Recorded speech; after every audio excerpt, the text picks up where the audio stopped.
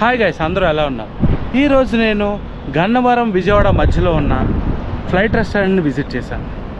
ఈ వీడియోలో flight restaurant information మీతో షేర్ చేసుకుందామని ఈ వీడియో చేస్తాను. So get in to video.